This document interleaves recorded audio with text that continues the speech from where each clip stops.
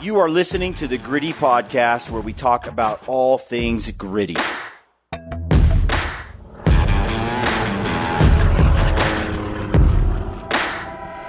Welcome to the Gritty Podcast. I am your host, Brian Call, and I am joined today by my brother, the Gritty Broman. How are you, Brent? I'm well, thank you. Today we are reading from the book Boone, a biography by Robert Morgan. And this is episode 2 of this series. Brent and I, if you're listening to this, I'm most likely out hunting because it's the fall. And we're gonna power through this book while we're gone. For those of you that are interested in learning a little bit of history, a little bit of woodcraft from the story of Daniel Boone. It's a really interesting book. If you missed episode 1, go back and check it out. It's well worth it, I think, if you've not heard this story or if you've not read this particular book. This is it's so good for us in the modern world, the modern times, to understand how we got to where we are today. And that's what this book is all about. All right. So Brent, last week we learned that Daniel Boone is a larger than life character portrayed by Disney and all sorts of other places as mostly falsely as all sorts of things, like a great Indian fighter. I believe Daniel Boone killed one Indian in his whole life, actually. Really? Or so they think, or so he said. It certainly wasn't like Jeremiah Johnson, who killed hundreds and others at that time. Very different community of people that that he stems from. He came to the Americas, we learned last week, with the Quakers, who came to the United States in the early 1600s, throughout the 1600s, and then his own father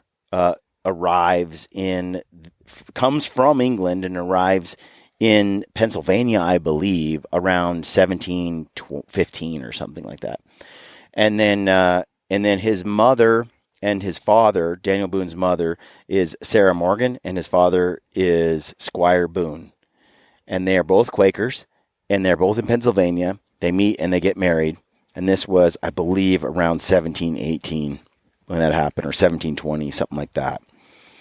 Okay, so that's where he comes from. And the Quakers are, they kind of broke apart from the Church of England. They wanted to worship in their own way. They didn't believe what the church was teaching or what it was preaching in the way they were doing it, and they wanted the freedom to practice religion and faith in their own way. They were strong believers in the Bible, and they had established an incredible community. The Quakers were a thriving community in the Americas and still in England as well, although they were persecuted there. And out of that comes Daniel Boone on the frontier of America. Now, his parents were, Quakers in general are pacifists. Mm-hmm. They refuse to fight. They just lay down their weapons But then, as things became practical, the Quakers become what they call fighting Quakers.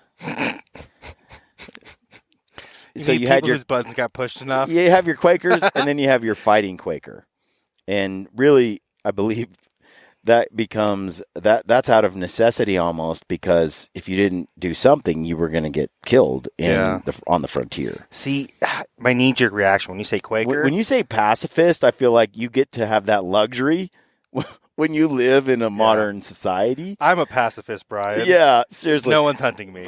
But as soon as crap gets real, and your wife and children and family are in danger and you have to do something, you might question that attitude. But nonetheless, he did believe in peace.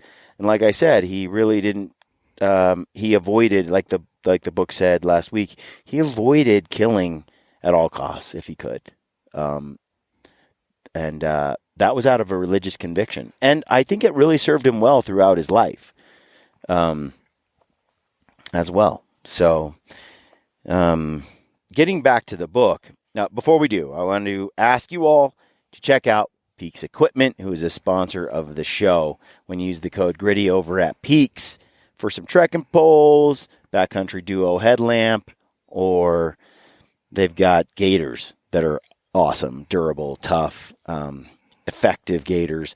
All those products are over at Peaks and more to come. If you use the code GRITTY over there, you get a good discount, and it helps us do this show. And we enjoy. I want the new toys. I want the new good. The new is on its way. I need it, Brian. Lampers and I are testing the hell out of all the new stuff, and we keep forestalling I'll test the new. Send me the new. We keep forestalling the launch of products because we're like, nah. It's got to have this. It's got to be fixed. This isn't right. So by the time they hit the market, I feel like we have really tested the crap out of it, and it's ready to roll. So as can be proven, I think, by the stuff that we've come out with so far with in partnership with Peaks. So I'm excited. I'm excited for what's to come. So check that out. Use the code GRITTY over there. And likewise at Mountain Ops and at Stealthy Nutrition, who check are the both description link below. Description link below for all our partners, discount codes. So it says, back to the book, in April 1718. That's 300 years ago, dude. I know, it's crazy. Sarah and her husband, Jacob Stover, basically it says let me get back to it here. Many settlers were so frightened. No. George Boone wrote to the governor requesting help. Nope. Here we go, Brent. By 1728, George III, which is his great-grandfather, I believe, had built a mill at Exeter.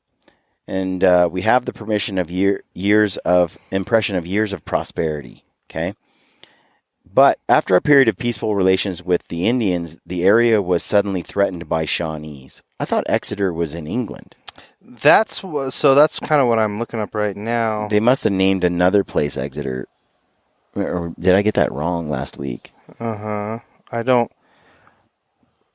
made it sound like Exeter. So there is an Exeter, England. Okay, it's a city in England off the River Exe, which is where it was. Exeter. So they basically you think that's where the word exit came from? So they basically made a mill here in the Americas, and they also named it Exeter. Okay, and I think the reason for that, Exeter, exit, Exmouth. The mouth of the exit, Brian. That's what I'm saying. That's looks like a port, basically. Yeah, exit. Wow. Exeter. So they could ship things up and down. I guess that. This is in Pennsylvania? No, this is England. Oh, that's in England. I see. No. All right.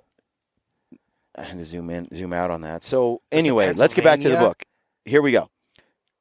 So his great-grandfather, his grandfather, George Boone, wrote to the governor saying, "Our condition at present looks with a bad vizard.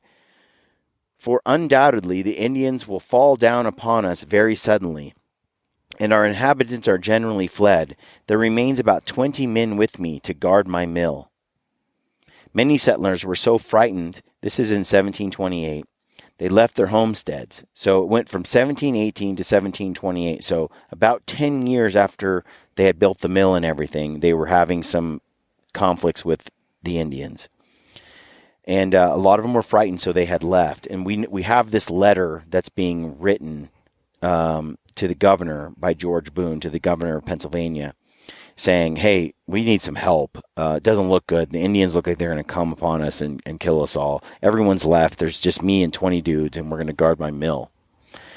Many settlers were so frightened that they left their homesteads. Within days, 11 Indians, painted for war and carrying weapons, arrived near Van Bibber's township, going door to door demanding provisions and drink. A posse of 20 local men gathered to pursue the warriors. The leaders of the Indian band refused to negotiate and fired on the settlers, wounding 2 before fading into the forest. The settlers took refuge in a mill, possibly George Boone's mill. The Shawnees were on their way to join a party of Delawares in a campaign against the Flatfeet, as the Catawbas were sometimes called. In all, they wounded 5 settlers in what luckily turned out to be the only ever hostile encounter between whites and Native Americans in the Philadelphia area. Because of their cooperation, craftsmanship, division of labor, and hard work, the Quakers were well adapted for frontier life. They were used to being frugal, self-reliant, and resourceful. They raised their own sheep and flax, spun their own wool and linen, wove their own cloth. And in the Philadelphia area, the Quakers were in the majority and became the leaders of the colony. The Boones were leaders of their community. Squire Boone became a trustee of the Ole monthly meeting. The strong sense of community and brotherhood among the Quakers helped sustain them through the hardships of the frontier. They provided care and aid to the sick or the struggling. At the same time, they were strict about the conduct of their members, requiring violators to make a written confession of errors and acknowledgement of justice. The confessions were posted on the door of the meeting house. How would you like that, Brent? Privacy be damned. Confess. I would struggle. Squire Boone was a weaver and blacksmith.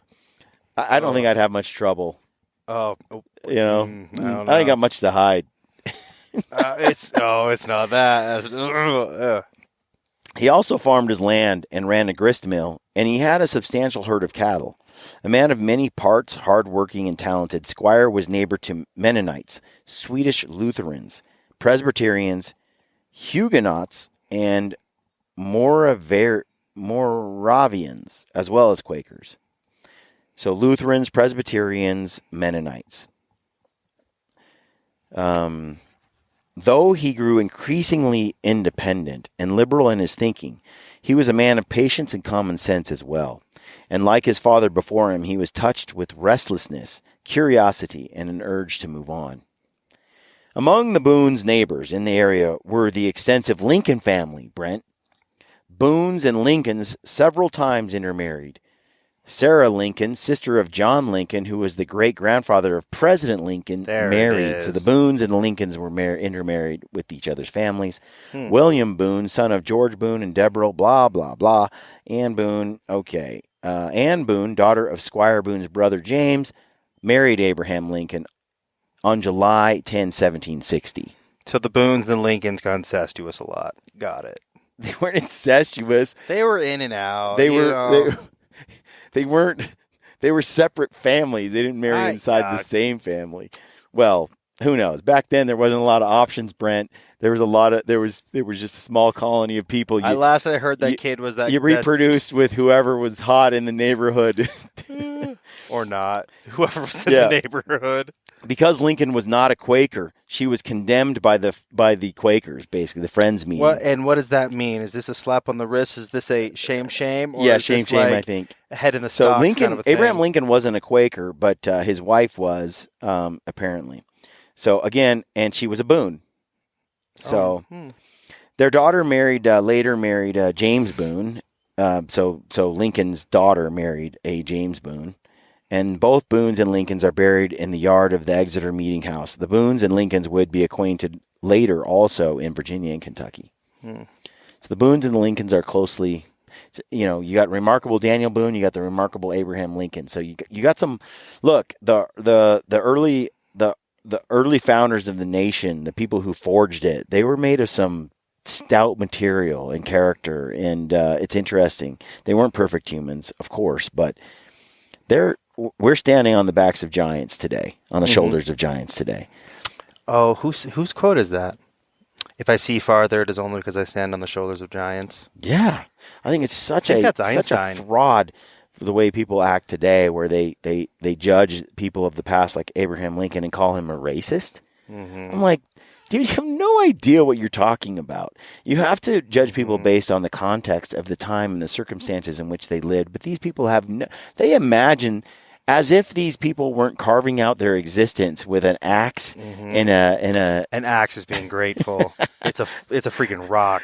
And rocks and sticks, dude. And trying to find food, scrape it out, and not get killed by Indians. The whole thing, and we'll find out. We'll lay the foundation as we go for a different way of judging the people from this time frame than what popular and modern society wants to do. I find it so freaking arrogant the way that people judge those of the past.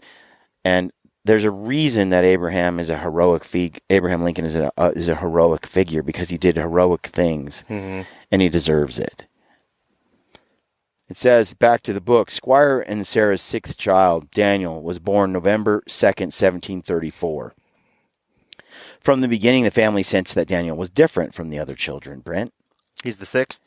Lively, apparently, tireless, curious. When very young, he helped out in the family trades of blacksmithing, milling, and farming. But family lore has it, from the very first, Daniel liked to roam in the woods. Ole was mostly forest then, a green world of rolling hills and small streams, and from his childhood, Daniel preferred to rove and study the ways of the wild. He seemed born to be an outdoorsman and hunter, the way John Keats was born to be a poet. One early biography described the infant Daniel playing with his father's powder horn and rifle where they had been laid down after a hunt. Daniel's closest relationship was with his mother, though, tall, Welsh Sarah, with her black eyes and cheerful disposition. From his birth, she seemed to favor Daniel of all her children, tolerating his pranks, his tendency to slip away into the woods for hours, for whole days. The bond between mother and son was intense, affectionate, inspiring.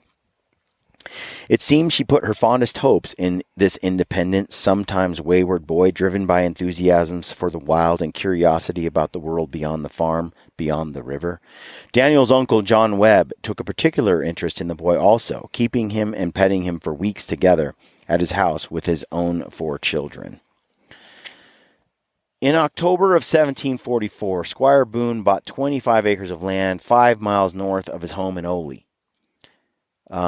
They raised cattle and livestock. He accompanied Sarah there in the summer to take care of cattle and sheep. From spring until fall, he lived there in the cabin.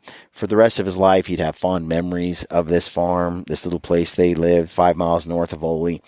He was assigned to keep an eye on the herds and help with the cows. Once a week, they carried the milk and the milk products on foot back to the homestead 5 miles south. Yuck. For Daniel, the forest was his mother world, a place of shadows and mystery, diversions, pleasure, business, meaning, blah, blah, blah. He would always be closer to the mother world than the father world, civilization versus nature. His deepest affinity was with the forest and the streams. Daniel spent much of those summers exploring the nearby and not so nearby woods. Though he had little formal schooling, he studied the ways of animals, of deer and bear, foxes and panthers. He learned to read signs, tracks, and droppings, broken twigs, bent down grass, torn moss. As an early biographer wrote, he learned lessons of snow and leaves and moss and to detect with a quick eye the tread of foot. From Sarah, he seemed to have inherited a Quaker calm. You'll see throughout the book, he's insanely calm, Brent. Insanely charming, too. But calm and chill and laid back and like, oh, I'm about to get murdered by 25 Indians. Well, c'est la vie. C'est la vie. I'm going to smile my way through this. Might as well. You know, it's like, what? Most people are freaking out, wetting themselves, you know, and he's just like, no, whatever happens, happens. Like that takes a certain, I don't know. I mean, that's a super calm, like, to face down that kind of stuff and just roll with it. That takes a special person, dude. But it sounds like his mother was just like this. She's of Welsh descent. And so it says that he inherited from his mother the Quaker calm and patience, a sense of intimacy with place and weather, with all life, including Indian life and Indian ways. He delighted in solitude. It is likely that most of the milking and working with the dairy was done by his mother, since milking and butter making were considered women's work. From the beginning, the complexities and contradictions of Daniel's character seemed evident. He loved most to spend time alone in the woods, observing and learning, tracking and trapping, and killing game. Indians still lived in the neighborhood when he was a boy. One Indian, a close friend of his grandpa, built a cabin on Boone's land, lived to an old age, and was buried close by. The local Shawnee Indians liked him because he respected their ways and admired their knowledge of the land and forest. There was almost a Franciscan humility and reverence for life in the young Boone, yet he was a hunter, a killer of the wild animals. But he appreciated life at the same time. And I think that's sort of what some people see as an enigma among hunters. The appreciation for life while also killing and taking life. I am alarmed. I'm working a lot in Salt Lake right now, and I tell people about my past of hunting and stuff, and I'm alarmed, Brian. You know what the number one question is? Yeah. What happens to the meat? Yeah. What do you think happens? What do you think happens? Do you eat meat? Because I eat meat. I love meat. I like cooking weird. too. But it's the first thing, and it's like... Part of that is the question really is, what kind of hunter are you? The good kind or the bad kind? Yep. That's what the question is. It's really what it is. I need to assess, I need to judge you now. Which kind are you? Not realizing that 99% are the good kind. Yeah. And it's kind of a redundant question. So it says, and though he was a Quaker, Daniel was a fighting Quaker, like I mentioned earlier.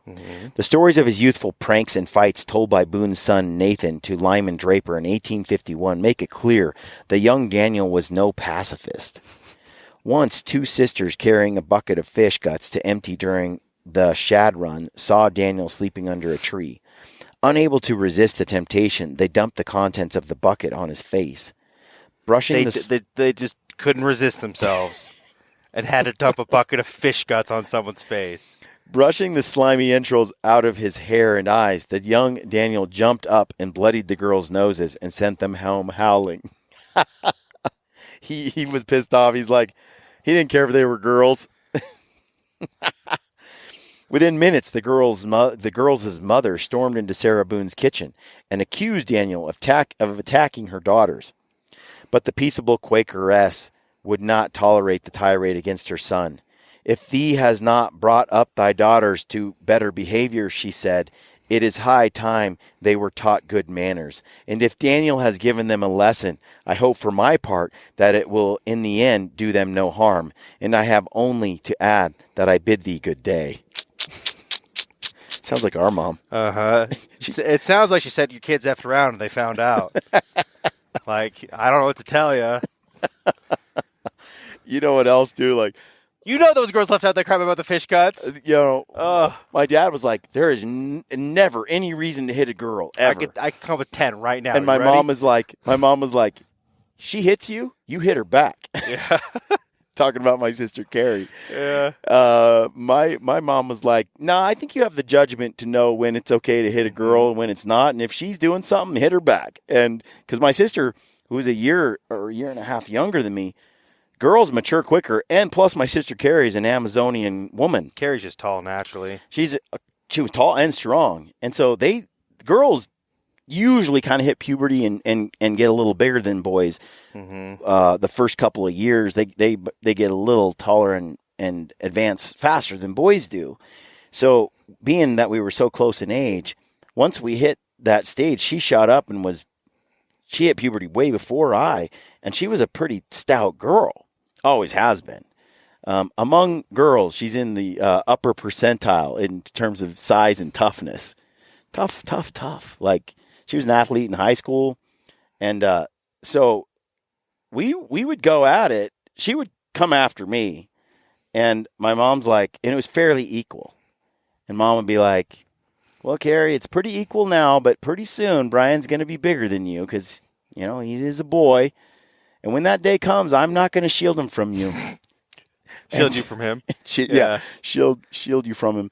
And sure enough, as we got older, we went the rounds. But I think it's interesting, and my dad was scandalized that we got into any fights at all. And my mom was like, this is fair play, Let the chips fall. It's kind of interesting. But this gal was pissed off, and Daniel's mom, Sarah, was like, yeah, no, my son didn't do anything wrong. Your girls deserved a beating. She's not wrong. So back to the book, it says, the young Daniel often demonstrated. I want to get back to this up here. It says, so Nathan Boone is Daniel Boone's youngest son. And he was reciting a lot of what you read about is his son telling the stories of his father late in life, like in 1851, this says. To put that in perspective, though, 1851 was in the middle of the early years of Jeremiah Johnson trapping and doing his thing in the West. by the time you get to once you go from 51 to the 1870s, you're in the Indian Wars with Custer and Sitting Bull and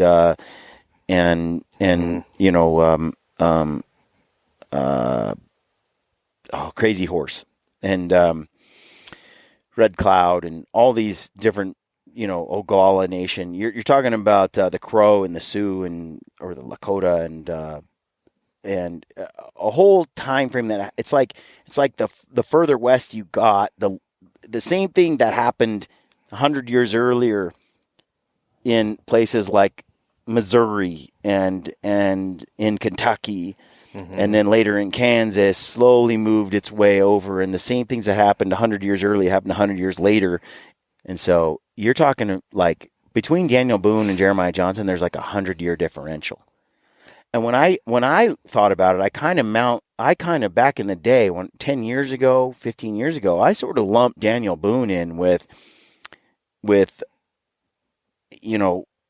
Kit Carson and with like Billy the Kid, with Jeremiah Johnson and Wide Eye and all of these Hugh Glass from The Revenant. I kind of took those dudes and lumped them all together as if it was like in the 1800s. Mm-hmm. No, Daniel Boone was like a 1700s, like from start to finish character, a whole different set of Indians, a whole different set of circumstances, and so. A lot has happened a couple hundred years before our grandpa was born, Anyway, the young Daniel often demonstrated a tendency to wander off without much concern for the worry his absence might cause others. Ryan Lambert is related to this entirely. Yeah? Entirely. However much he loved his mother and however much he later loved his wife, Rebecca, his urge to hunt and wander and explore always came first. That's who you married, Hillary. Like Rebecca. From the time he was a boy, Boone had a flair for the dramatic. He seemed to know instinctively how to make himself noticed and remembered. As a young man, he began to create for himself the role of Daniel Boone, and he spent much of his life perfecting that role. Despite his later protestation that he was but a common man, he seemed aware from early in his youth that he was not just playing himself, but a type, what Emerson would later call a representative man. Boone would embody in his actions and attitude the aspirations and character of an entire era. At least once, Daniel became so distracted by his own explorations that he forgot the hours of the day, his home, the fact that he was supposed to help his mother. Before it got dark, Sarah had to round up the cattle herself and do the milking, strain the milk, and put it in the spring house to stay cool. Calm and prayerful, she worked at churning butter from clabbered milk. But when Daniel did not come home by the next morning, and still had not returned by noon, she had no choice but to walk the 5 miles back to town to get help. This sounds just like Ryan Lamperson. Something caught his attention. He went to go check it out, and everyone else be damned. And there is no reference for time. 5 days in the mountains, 20 days in the mountains. It's all the same. Like there is no time stands still for Ryan Lampers. Poor Hillary. But at the same time, that's what's great about Ryan too. You take it's all one package. And I think over the years, Hillary has come on this podcast and talked about some of her difficulties with Ryan's drives and personalities, but also how much she appreciates those as well, and he hers, because it takes a special woman like Rebecca to be at home while her husband pursues these desires, these drives that fulfill him, and it takes an understanding woman like Hillary, and my wife too, Suzanne as well, to support and indulge those things about me. I need it, and she gets it. Same with Mark Livesey's wife, Amy. She had that podcast we did at the Western Hunting Summit, and I loved it because she's like, men inherently need adventure. They need challenge. They need to go outside and battle the elements and survive and bring home the meat. That's just kind of in our DNA, and she recognizes that, and she's like, when I encourage Mark to do that, he's happier and a better person. He has something he has something that gives him purpose and drive. And so all of those things combine to, it takes a special couple for both to feel fulfilled. And it's not always easy, because as you'll see, Daniel Boone and Rebecca have their hard times. But so did everyone on the frontier. And I think so do all couples, just in different ways. There's just some similarities between the struggles that Boone had and Ryan has had, and Sarah and Rebecca and Hillary, It says that a search party was formed, and they combed over the Ole Hills all the way to the Never Sink mountain range northwest of the Monocacy Valley. They found no sign of Daniel that afternoon, but starting out early the next morning, they traveled farther and spotted a column of smoke. Late in the afternoon, they reached the source of the smoke and found Daniel sitting on a bear skin and roasting fresh bear meat on the fire. When asked if he was lost, he said no, he had known where he was all along, on the south shoulder of the hill 9 miles from the pasture. No GPS. I don't know if he's got a compass, whatever. He's like, just counting steps. I'm right here, 9 miles from the pasture. 9 miles the search party went for this little craphead. The search party accused him of scaring his mother and forcing them all to waste time looking for him. But he calmly answered he had started tracking the bear and didn't want to lose it. And besides, here was fresh meat for everybody. See, I don't understand why you're all upset. Food. See, Ryan and I have been on hunts where it's like, oh, it's 8 days. It's an 8-day hunt. And you know what? I always bring 10. Or if it's a 10-day hunt, I bring 11 or 12. Mm-hmm. Because I know that if on the last day, generally speaking, if on the last day we're on a hot trail and it looks like there's something to be had and the tag isn't filled, we're just going to extend it and extend it and extend it until success is had. Uh-huh. And it's kind of like this. He's like, well, I got on the bear, and then I got on the bear, and I got on the bear until I got the bear. And he's like, I what was I supposed to do? I couldn't let the bear get away, So here he is. I don't know how old he is, but he had what it took to take down a bear. So whether this story is true or just one of the legends that grew around Boone in later life, it reveals as much about the way he was perceived and remembered as it does about his character. People later recalled that even from his boyhood, there was a sense that Daniel had been singled out. The story of the search party echoes the story in Luke 2:49 of the 12-year-old Jesus lost from Mary and Joseph. The boy is finally found in the temple conversing with the elders. When he is questioned and scolded, he explains that he has been about his father's business. The sense of the story is that Boone had already found his calling and his destiny. It is clear he also knew how to make a memorable impression. For Boone, there was something erotic about the woods, a playground, a place of sometimes dangerous pleasure. And some would later suggest that with his lifelong passion for hunting, there was a part of Boone that never quite grew up. I think that's how I am. I mean, I don't think I'm not like a lot of guys my age and even friends of mine over the years. We don't relate the same way. I tend to hang out with people with men half my age, actually, other than Ryan and a few key individuals. It's like, I feel like there's a youthfulness I feel that I think a lot of men my age don't have. I think that usefulness comes from being active, honestly. Yeah. I think active people, they just... having meaning and purpose, too, in your life. I know. I've got some friends who, they're my age. They just decided they were going to get old, though. I know. That's what I mean. They just got old, and it's like, we're the same age. And I'm like 10 times physically. Yeah. And I just don't understand it. When you have that Peter Pan syndrome, and I'm syndrome, not in good shape. I'm not. Like that's when you have that Peter Pan syndrome, though, you can see it later in Boone's life. He tends to end up as he gets older, Daniel Boone tends to he never settles down to a civilized job. She just keeps hunting and fishing and trapping, like just never stops doing that. If it's not broke, don't fix it. He becomes like a man of the world for a year or two, and he's like, screw this, and he goes back to hunting and fishing. Mm-hmm. I mean, like, if you figured it out, man, you figured it out. If you've got the secret formula, you don't got to change it, man. That's why I do highly recommend, figuring out what type of person. Some people would find what Boone does utterly unsatisfying. Yeah. But like for me, some people would find what I do.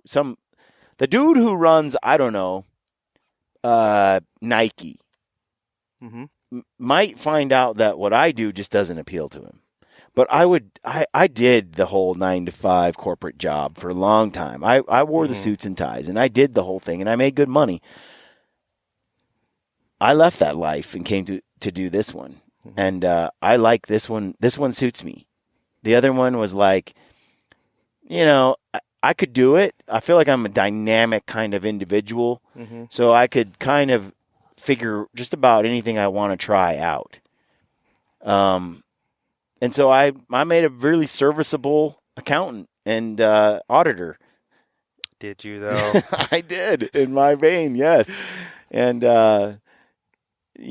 but this is so much more rewarding. And my creativity can really be unleashed when I do some of the things I do today in the process of telling the story of the adventures we go on, which I find meaningful. I also like to share what I learn and also help others learn more about the world they live in. And so I like what I do on the podcast as well.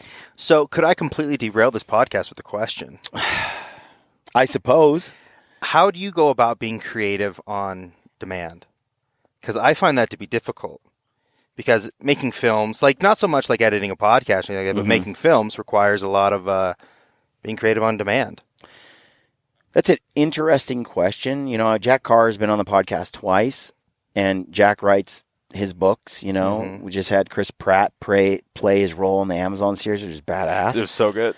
Yeah, I know, so good. And I need more.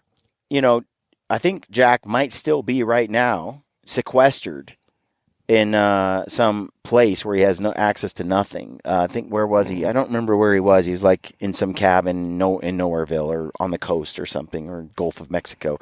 I don't remember, but he went to some peaceful place, and all he does is write. And he can get himself into that creative mode, and he's not distracted by anything else in the world. It's just the story he's crafting. And that's how he does it. Others like Jordan Peterson and others have spoken of how no matter what, they write like 1 page a day for their 200, 300, 500 page book, where they just sit down, and no matter what, they just sit down and they're going to slog through it. No matter how they feel that day, they're going to do 1 page a day and then go about their rest of their life. Others are like, I have to be inspired. And when I'm inspired, I sit down and I just go to town for days and days and days until the inspiration starts to wane or something goes away. Tim Ferriss did some podcasts way back years ago with creatives. He had a series of them where he talked to them. I vaguely remember this.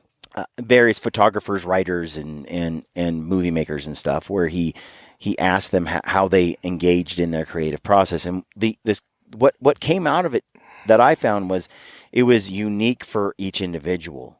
Like, there wasn't one thing that worked. There was things that worked for some and not for others. Tim Ferriss admittedly said, I think it was Tim Ferriss said, I will do my best work between the hours of 11 at midnight and 4 a.m., and then he just sleeps in all day in the morning. And then, I think it was him. I can't remember. It might have been someone else on the show. So sorry, Tim, if I'm wrong. But the point was, some people are super creative at night, and some are creative in the morning at first light. And some of that I think can be altered just depending on your habits and discipline. But when you talk about creativity on demand, I think that my own personal experience, I struggled with telling my story or editing my film in the beginning, I would need to feel in the mood. Mm-hmm. And then I would just attack it because I was in the mood. And then when I wasn't in the mood, I just quit creating. I was depressed. I was down. And certainly the stresses of life, business, family, a death of a loved one, the loss of something, those things certainly can crush your creativity, stifle your ability to be your best version of you. Mm-hmm. At the same time, those things can bring about the highest degrees of creativity that you have, and clarity and clairvoyance that you haven't had in a long time. My suggestion is deadlines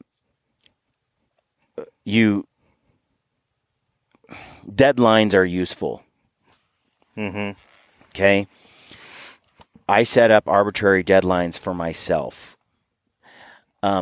If I say I need to have a film done and produced or an article written, let's say, by 14 days from now, I'll take all 14 days to get it done. If I say I have to have it done in 5 days, I'll get it done in 5 days from now. It's more about the deadline, and the deadline and the goal drives the creativity out of necessity, out of that pressure of the deadline right. just squeezes those creative juices out of you better. The other thing, Brent, is I have a wife and 3 children to provide for, and a future I'm trying to build. Yeah, I'm not too afraid of being homeless as a single guy. Right, it doesn't bother me too much. My point is this, that when because I have a lot at stake, and I'm an entrepreneur, meaning I left the secure income, the 9 to 5, the guaranteed salary, and so forth. Supposedly secure income. I think that's kind of mythical in a way. Mm-hmm. My point is, when you are all on your own and everything depends on you, and if you don't deliver, you don't get paid, that's the best setup in order for you to perform. So you guys that listen to the podcast, you hear me mention all the time, use this code to buy this. Use this code to get that. And I like that model because guess what? It's commission based. Mm-hmm. If I perform, I get paid. If I don't get paid. And you don't pay me if I don't deliver. If I set up a contract with somebody and I say, look, I love your product. If people buy it using my code, give me 5% of that, whatever I sell. They're like, if I don't sell, you don't give me any money at all. They're like, how can I go wrong? Like, you're just getting paid straight up a commission based on what you deliver. If you don't deliver, I don't pay you. Whereas a lot of creators in my position seek the security of a sponsorship where they say, you pay me $25,000 this year and I will promote XYZ. And it's a flat rate, right? What happens to these guys when that happens? They get this check. They have some deliverables they're supposed to do, some things they're supposed to say, but nobody really tracks if they delivered or didn't deliver. Can you even track what they delivered? Can you even track it? Yeah. How motivated are they to deliver because they're getting kind of paid anyway? Yep.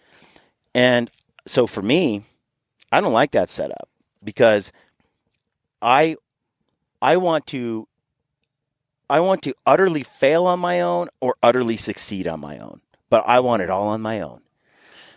I want to maximize what I can do.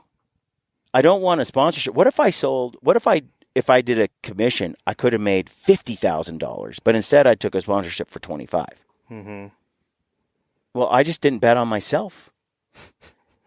And I take the mode of, I'm going to bet on myself. So I structure almost everything through my business, almost all of it based on commission.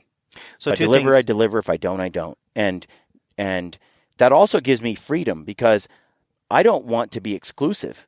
I want to sell that backpack, that tent, and that other guy's backpack. And I want to sell these nutrition supplements and those because I like them both. Because I like them both. And so I'm going to tell you what I like, what I recommend from both these sort of, in a way, competing companies. But why should they care? They're only paying me based on what I sell. If I don't sell, they don't pay me. I'm only getting rewarded for what I deliver. And I'm motivated to deliver because I like both products and because both products generate income. And so makes it so I'm not exclusive to certain companies either. So you don't own me. I'm a free man to do how I want and be as true to myself as I can be.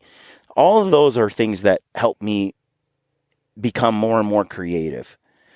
When you are kind of under the thumb or under the control of big contracts and people who sponsor you and all of that, to me, I find it stifling. When I do personality profiles on myself, and they have Myers-Briggs, they have they have Jordan Peterson's, over and over, my personality values freedom over security by like a ridiculous margin. I thrive on independence over security. I'm not looking for security. I'm looking for adventure. I'm looking for freedom. I would rather be poor and have no one tell me what to do than own everything in the world and be under someone's thumb. So when people tried to control me in the past, tell me what to do or boss me around, we don't last very long. Our friendship doesn't extend into the future. I don't like being told what to do. At the same time, I'll respect you. You go do your thing, man. I'm your biggest fan. And I'll do my thing over here and we'll be friends. But people want to own you. And I don't like that. So the two nuggets I got out of there, for me, Brian's an a-hole. No. But the arbitrary deadlines, I get that. I've definitely I have had experience with us working together in the past of that being a thing, and I can see the benefit. They're self-imposed deadlines. They're generally. self-employed, yeah. Because I have goals, and once I create a deadline in my head, I've just developed the habit of achieving it at all costs. I think something's broken in your head because it is an unreal level. Like when Brian says that, it's like, well, I've got to stay up for the next 3 days straight. I better go buy some caffeine and just be ready to edit for 3 days straight. Like I've seen you just do just whatever it takes. Arbitrary deadlines, and then that's why I think a lot of people, when they say, "I want to do what you do," I'm like, "Do you? Do you? Do you really? You think you do, but you don't." What I've done to achieve, to produce, and to do what I've done, kind of. You want what I want, but you don't want to do the work. You really don't. Exactly. You really don't. And I actually love it. It's not like I have to dig deep for the drive. It's there. Like Boone in the wilderness in Lampers, it's not hard to do that. But I will get bogged down in my own drive for a certain level of perfection. Yes. And so I've seen you caught up in that trap. And that's why the deadline helps me.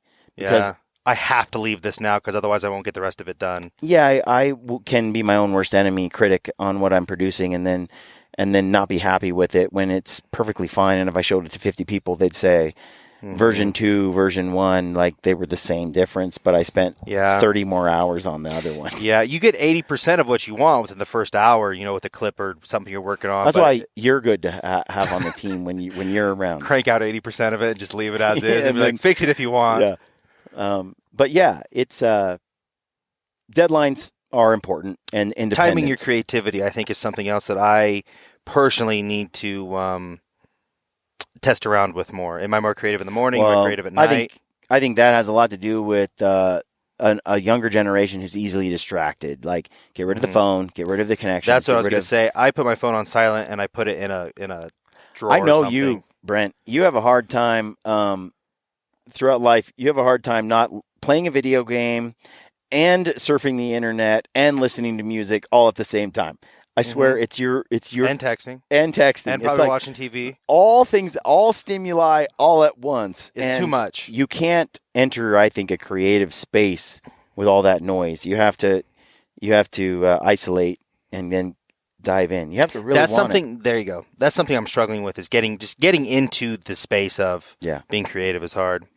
Well, thank you for letting me selfishly take the last 10 minutes of that sorry, podcast. Sorry, guys. You can blame Brent, but these podcasts are kind of just.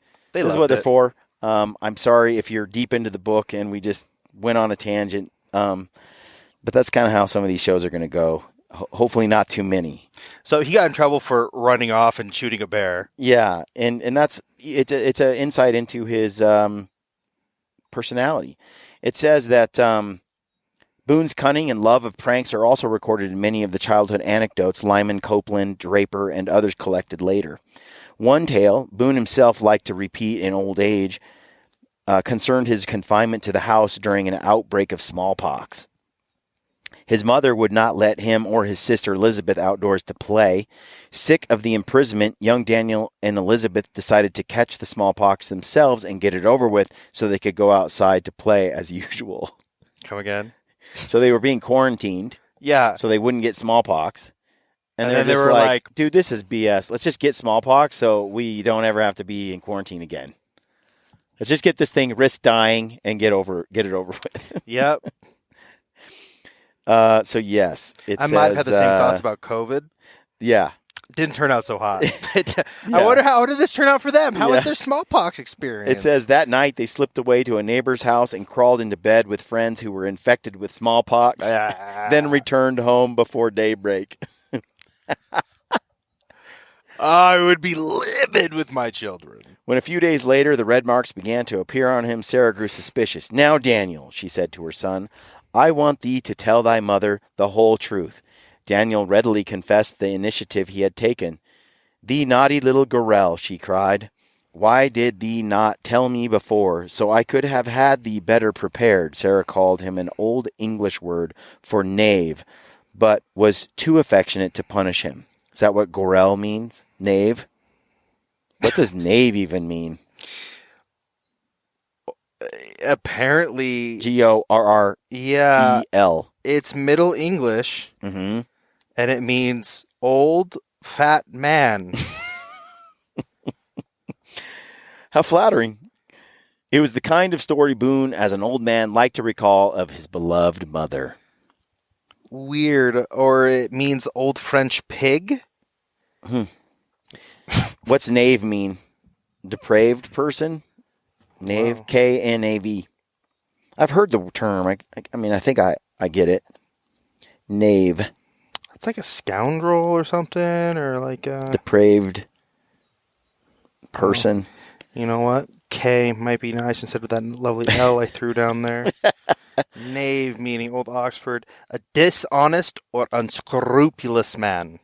Yeah, okay. Yeah. Squire Boone, however, was not so indulgent with his sons. When he punished them, he would swing the strap until they begged for forgiveness. It's also another term for jack in cards. You can call the jack a knave. Oh. Mm-hmm. A depraved person. A tricky, deceitful fellow. So it says his servant? dad wasn't indulgent like that, and he would swing the strap until they begged for forgiveness, Brent. Then he would quit whipping and talk with them calmly. Sounds like, remember our dad doing that? Well, maybe not you, because we're generations I remember apart. my dad whooping me and then crying afterwards. It's yeah, like, and then, hey, bro, that's my job. The heck? But Daniel, I didn't start this. Get this. He never did that with me. But Daniel was more stubborn. He was younger then. But Daniel was more stubborn than his brothers and endured the punishment in silence. "Canst thou not beg?" the frustrated father would ask. But Daniel would never answer, leaving Squire to make up his own mind when the punishment was done. Even as a boy, Boone showed the stoicism and self-control he was later renowned for. That's what I did. You can beat me and beat me and beat me, and I wasn't. Ben was like that. Couldn't beat you hard enough. His mom would just keep beating him. At first, they faked it, but when she realized, actually, yeah, for the most part, he took his beatings pretty well. I did the same thing. I got to a point where I'm like, well, here's the deal. If I felt like the beating was unjustified or I was in a rebellious mood, then the beating would just happen and I'd just be like, I'd just go into the pain cave and I'm not going to show anything. Those are tough kids. So an archaic version of the word knave can also mean a male or boy servant or a man of humble birth or position. Yeah, it doesn't mean that now. No. While he roved the woods and tended his father's cattle, Daniel cut and carved a stick with which he used to kill animals, rabbits, squirrels, possums, and wild turkeys. Did he throw it? That's what do you mean, like carved a stick, which he used like a boomerang, I think. Before he owned a gun, Boone was already a hunter with patience, sharp eye, and deadly aim of the hunter he would one day become. He was proud of his skill at cleaning and dressing turkey. Often he cooked outdoors for himself and Sarah, hanging the bird on a stick over the flames, turning it to bake on all sides. With a curved bark, he caught the drippings, which he used to baste the turkey. When his mother asked how he had learned to do that, he said merely that an Indian had told him how it was done. Did she know her son was hanging out with Indians, or was that also news? Where'd you learn how to do that? The old homeless man down the street taught me, mother.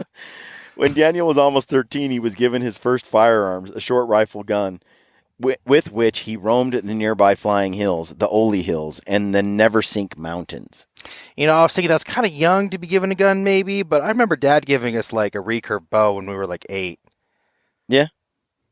I had a 22 pretty early on. The rifle was probably made by Squire Boone. So he started killing stuff and getting good at it. His dad just made him a gun? I remember Ranella talking about riding with their rifles. There's 22s like slung over their shoulders on bicycles in Michigan through the woods to go hunt squirrels. You know? Yeah. And they just all hop on their bikes. Good old time with the boys. As blacksmith Squire Boone had taken an apprentice named Henry Miller, 2 or 3 years older than Daniel. Henry and Daniel soon got into a fist fight, and then, as often happens with those who begin by fighting, they became lifelong friends. Henry taught Daniel blacksmithing and gunsmithing as he learned the skills himself. Together, they hunted and fished and played pranks on neighbors and on other members of the Boone family. Once they overloaded a rifle that was to be lent to a neighbor named Will Coxon. Will Coxon, who knew little about guns, was to pick up the already loaded rifle in the morning for a deer hunt. During the night, the boys took out the lead ball, added 6 times the usual amount of powder, and replaced the bullet. And then replaced the bullet? As soon as the neighbor took the rifle away, the boys realized what they had done. They handed the man a bomb. This is not good, dude. No, like that dude could lose an eye or just his face. A seriously overloaded rifle might well explode. Yeah. Injuring Wilcox and perhaps even killing him. Okay, this is not something that like takes you just a second to do. Like they spent some time doing this and they didn't like cross their mind, hey, you know what, this might kill this SOB.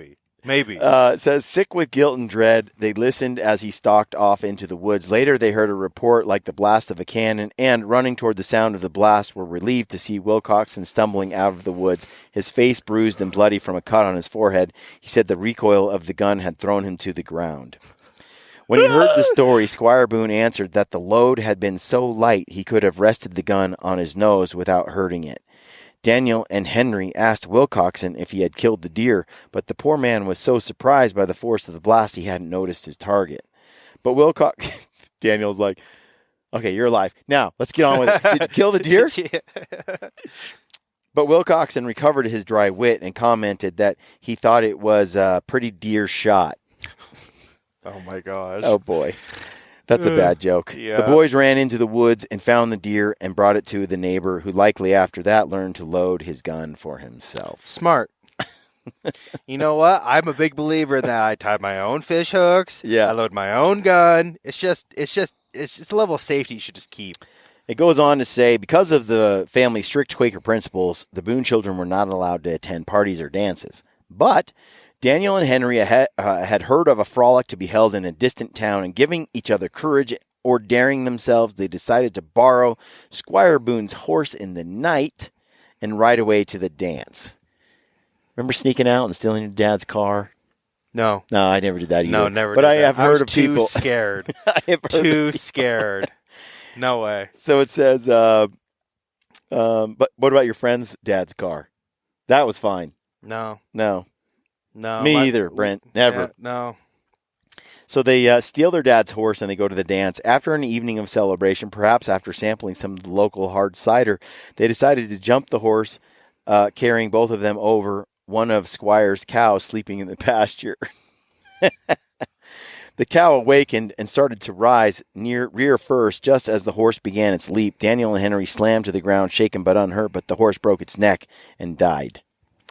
See, this is some small town crap when all you can do is like drink and drug and just do dumb stuff. The boys returned the bridle and saddle to the barn and crept back into the house as if nothing had happened. I wonder how that's going to play out. Squire never solved the mystery of how a healthy horse could let itself out of the barn and break its neck in an open pasture. I think he had some ideas. I just don't think he was ever able to, point a finger. One of the pranks credited to Boone and Henry Miller was taking apart piece by piece the wagons of neighbors who had scolded them and placing the wagon wheels on the ridgepoles of the owners' barns. But these may have been Halloween tricks more than acts of revenge. I did something similar. I put a girl's car on blocks. I think Brad Hunt put like his school principal's car on top of the school building or something like that. Those Idaho boys. That's gotta be like close to it. It feels like that's a felony. Like, I'm not saying that it is, but somewhere along the lines, a felony was committed. Daniel began to acquire a reputation for prowess, cunning, and willpower. From an early age, he could walk miles without getting tired and swim any river or pond. He could outrun other boys, and he always seemed to win fights and wrestling matches. With bow and arrow, he always seemed to win shooting matches, and with a rifle, he was without peer. If he and his friends played Hunt the Indian, he always found the Indian. If it was his turn to be the Indian, he disappeared and could not be found. Once he and Henry and other boys were carrying their rifles in the woods and surprised a panther sunning on the riverbank. It screamed and started to charge. The other boys ran, but Daniel stood his ground, leveling his sights at the bounding cat. Just as the creature was about to leap at him, he fired, and the cat fell dead at his feet. Is this whole panther is thing, this fact? Throughout the book, they say panther, over and over again, and I'm like, I mean, did they call it a panther? Are they referring to it in that time frame? It's a mountain lion, cougar, but panther. They make it sound so ominous.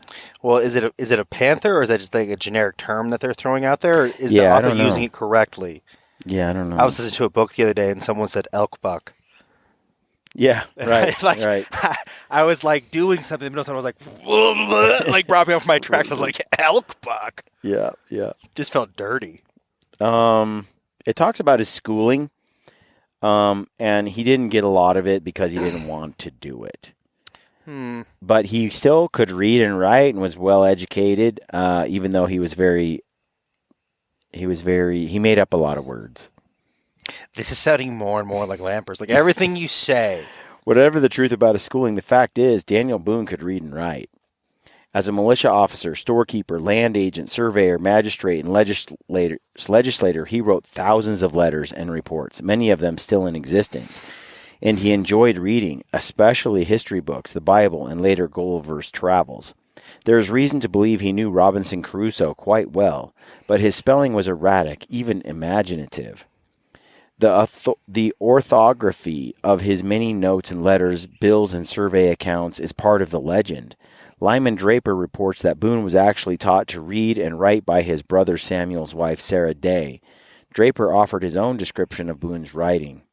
He could at first do little more than write his own name in an uncouth and mechanical way. To these humble beginnings, he added something as he grew up, by his own practical application.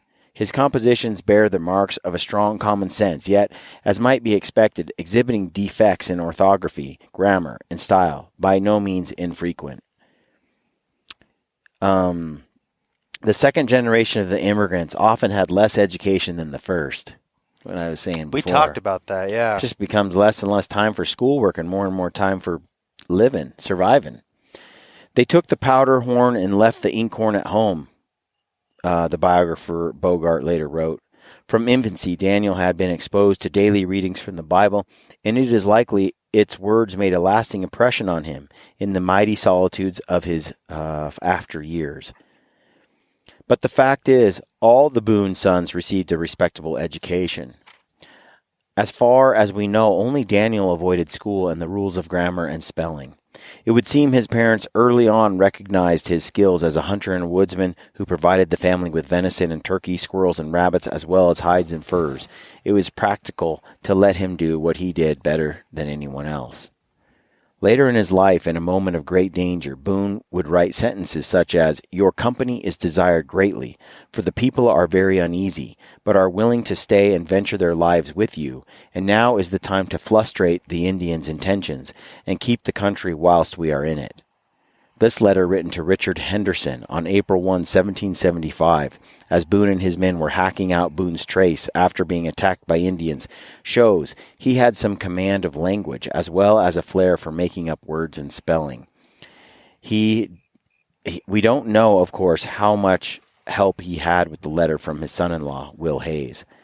What I think is great is he says, and now is the time to frustrate the Indians' intentions. So fluster and frustrate. Frustrate. And frustrate into the word. It makes sense to me.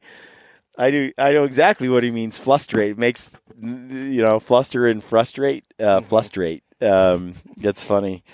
So anyway, that's my new word, frustrate. Don't frustrate me, man. You're so frustrating. Sounds like a curse. Says So frustrated. Young Daniel's greatest teachers were the woods themselves and the Indians he watched and questioned and imitated. We talk often of the impact of the white culture in the Native Americans, but the influence of the Indian culture on the white was just as significant. Not only did the settlers and hunters learn much about hunting and trapping and survival from the Indians, they also learned the use of herbs, roots, berries, medicines, the lay of the land, and of course rivers to the west. The Boone family, like William Penn himself, had always been known to be friendly to the Indians. Indians passing through the neighborhood were often invited to eat and drink and stay the night at the Boone home. In 1736, a chief called Sassoon, king of the Schuylkill Delawares, stayed at the Boone homestead with a party of 25. Dang. Relations between Indians and whites in Pennsylvania were more peaceful than in the other colonies. In woods along the Philadelphia, the Schuylkill above Philadelphia, white hunters who lived like Indians were seen frequently along the trails and beside the streams. Indians of many different tribes mingled in the hills and villages north of Oley. Tuscaroras and Tutelas, Canois and Nanticokes, Shawnees and Susquehannocks and Delawares. One nearby Indian village called Manangestown was later renamed Reading. Besides the minor outbreak of fighting in 1728, there were no Indian raids on the southeastern Pennsylvania frontier in the 18th century. Pretty peaceful. Mm-hmm. It was a time when the Indians were learning from the Europeans to use firearms, wear woven cloth, build log cabins, use metal tools, and drink whiskey. And from the natives, the white hunters learned the ways of the American woods, the best techniques for hunting deer and bear and trapping beaver, mink, and otter. From the Indians, the hunters learned to prepare bear bacon and jerk from venison. Mm. They learned to cure deer hides and buffalo hides and bear skins. And they learned the beauty and value of furs, the glistening pelts of beavers that populated almost every stream in the forest. The pelts of mink and otter, fox and muskrat, raccoon and pine marten were also useful and beautiful, warm and silky to the touch. Most luxuriant of all was the otter, its fur deep and dark and sparkling, soft as a whisper to the fingertips, shining with mystery. In the old world, fur was reserved for royalty. In North America, forest fur was there for anyone with the skill to take it. Mm. You know, when they didn't have modern textiles like we do today, all those furs were like luxurious to have, you know. Even today, though. They're still pretty badass Even today, any fur, like I have lots of bear hides just all over the house. Mm-hmm. They sit on the kids' bed. They're on the chairs throughout the house. They're laying over the couch and on the floor and in my room. And it's like, and it's funny because bears, depending on the bear, they have different colors, but they have different textures. Not all bear hide has the same silky texture. Some are bristly, some are soft, some are fine, some are thick. It's different, and depending on the time of year as well and how thick the coat is, it's different as well. But it's funny because all these hides, you know, around the house and all these furs I've got, they add a feel and a comfort, and they're a useful item. I really want to do something like make a bear fur blanket out of like with different colored patches or something. That would be cool. Where it's brown, black, tan, red, and just kind of intermixed squares or diamonds or something. And but these things are pretty cool. The fur and what, like I said, those beaver hats were remarkable. In North American, so they must have felt like strange to have such a vast amount of bounty in the form of fur that most of them could only dream about. Because in the old world, the only people who could hunt were the royalty who owned the land. The animals were not huntable by the peasants. All the hunting was reserved for those with wealth. Still is. And today, in our country, with a tag and a license, and we made it so that hunting is accessible to all people for sustenance and resources. The hide of the deer was used mostly for clothing. Buckskins. Yep. Do you know why it's called a buckskin? Because it's the skin of a buck. No. Why do you think they call it a buck? I believe it was because it was used as currency. Because it cost a buck. It cost $1. It was worth skin. a buck. Yeah, every buck, every deer that you killed, the skin was worth $1. It's $1.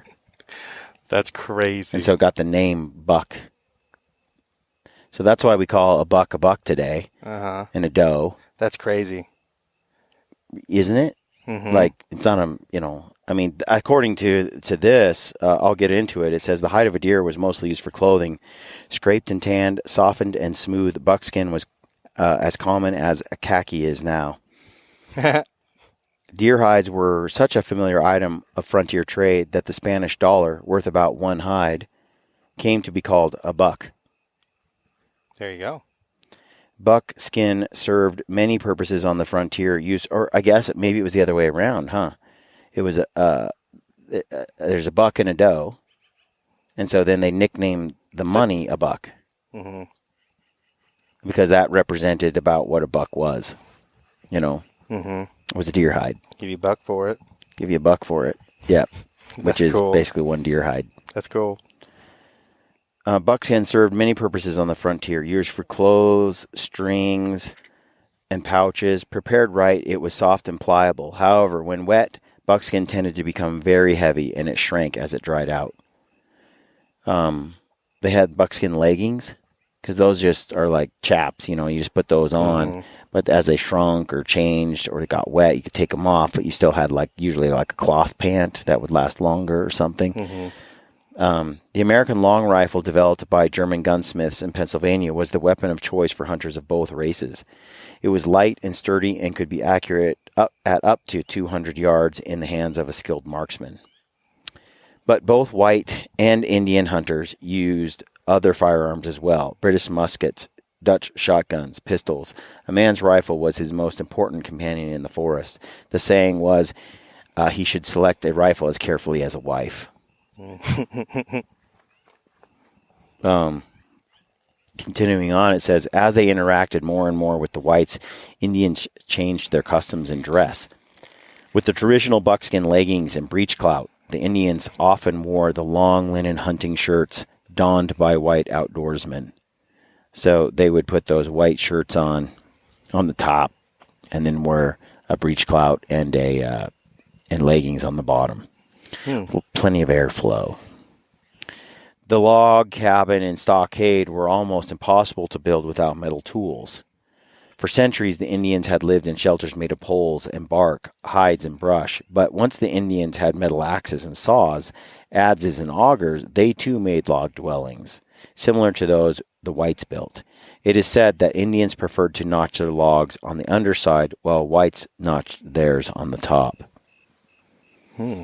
Why? What's the difference there? Yeah, good question. Just letting people know, or is... Yeah, they say that the West was won by steel. There's different things, but where they talk about how steel was such a major, just in the form of axes, adzes, awls, saws, I mean, it completely changed as far as why knives and weapons as well, rifles, all that stuff. It's all metal. Metal was the technology that just changed things. Is that crazy? The other thing to recall too is that before the Spaniards came, before Columbus, there were no horses on this continent, and so that's another thing that vastly changed that we don't realize how different this country was once horses were here. Mm-hmm. The Indian populations expanded mightily once they got horses. A couple 100 years prior, 100 years, there wasn't horses on the continent, and then they covered the whole northern continent. How long did it take them to spread? Doesn't feel like it was that long. Not long. So it says that it is said that Indians. Okay, it says it has long been observed that white and Indian communities on the frontier mirrored each other in many ways. From the Indians, the whites learned herbal medicines, hunting techniques, crops fitted to the local climate and soil, preparation of hides and furs, geography of the regions farther west. From the whites, the Indians acquired firearms, metal tools, whiskey, cloth, small grains, and a number of diseases that killed more natives than all the wars combined. Jeez. Yeah, the little microbial, virus and bacteria type things are far more deadly to a human population generally than are the wars that could happen. And we saw that, even recently.